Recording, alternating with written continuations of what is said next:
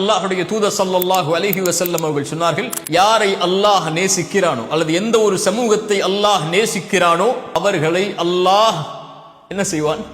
சோதிப்பான். ஆதம் அலைஹிஸ்ஸலாம் முதற்கொண்டு அல்லாஹ்வுடைய தூதர் முஹம்மது ரசூலுல்லாஹ் ஸல்லல்லாஹு அலைஹி வஸல்லம் வரை எல்லா நபிமார்களையும் ரசூல்மார்களையும் அல்லாஹ் சோதித்திருக்கிறான். இறை நம்பிக்கை கொண்டவர்களுக்கு சோதனை 3 காரணங்களுக்காக கொடுக்கப்படுகிறது. ஒன்று, அவர்களை பிரித்தறிவதற்காக. அல்லாஹ் குர்ஆனிலே கேட்கிறான், ஈமான் கொண்டோம் என்று சொல்லிவிட்டாலே அல்லாஹ் உங்களை சோதிக்காமல் விட்டுவிடுவான் என்று எண்ணிக்கொண்டீர்களா? உங்களுக்கு முன்னுள்ளவர்களையும் அல்லாஹ் சோதித்திருக்கிறான், உங்களையும் சோதிப்பான். உங்களில் யார் உண்மையாளர்கள், உங்களில் யார் பொய்யர்கள் என்று அல்லாஹ் பிரித்தறிவதற்காக. இரண்டாவது, தூய்மைப்படுத்துவதற்காக. பாவங்களிலிருந்து அவர்களை தூய்மைப்படுத்தி அல்லாஹ்வின் பக்கம் நெருக்கமாக்கி பாவம் இல்லாதவராக மாற்றி அல்லாஹ்விடத்தில் அவரை நெருங்குவதற்குரிய வழிகளுக்காக அல்லாஹ் சோதனைகளை கொடுப்பான். அல்லாஹ்வுடைய தூதர் ஸல்லல்லாஹு அலைஹி வஸல்லம் சொன்னார்கள், இறை நம்பிக்கை கொண்டவனுக்கு அல்லாஹ் வாழ்வாதாரத்தை தடுக்கிறான் என்றால் அவன் செய்யக்கூடிய பாவங்களின் காரணமாகத்தான் என்று. அலி இப்னு அபி தாலிப் ரலியல்லாஹு அன்ஹு அவர்கள் அதனால் தான் சொன்னார்கள், அல்லாஹ் ஒரு முஃமினுக்கு எந்த ஒரு சோதனையும் கொடுப்பதில்லை பாவங்களின் காரணமாக. எப்படி அந்த சோதனையிலிருந்து விடுதலை கிடைக்கும்? அதே வார்த்தையில் சொன்னார்கள், அல்லாஹ் எந்த ஒரு முஃமினுடைய சோதனையும் நீக்குவதில்லை தௌபா இல்லாமல், அல்லாஹ்விடத்திலே திரும்பி வராமல். அல்லாஹ் சோதிப்பான் பாவங்களின் காரணமாக. பாவங்கள் தான் சோதிப்பதற்கு மிகப்பெரிய அடித்தளமாக இருக்கும். தொழுகையில் உங்களுடைய நிலைப்பாடு என்ன?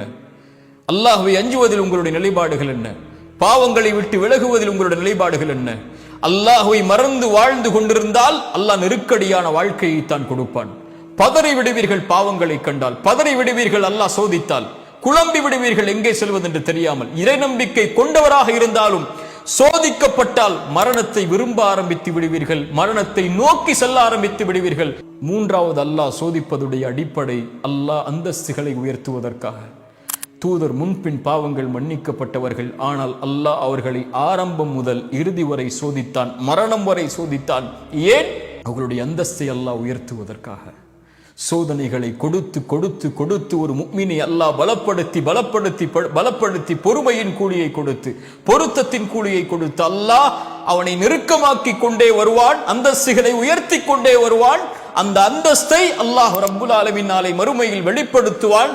அவர்களுக்கு இந்த சோதனைகளை மறுமையில் இருந்து பார்க்கும் போது அவர்களுக்கு அதுவெல்லாம் ஒன்றும் தெரியாமல் ஆகிவிடும்.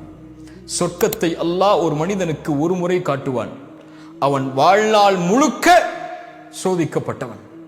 சொர்க்கத்தை ஒரு முறை பார்த்தவன் அல்லாஹ் கேட்பான், உலகத்தில் ஏதாவது நீ சோதிக்கப்பட்டாயா என்று.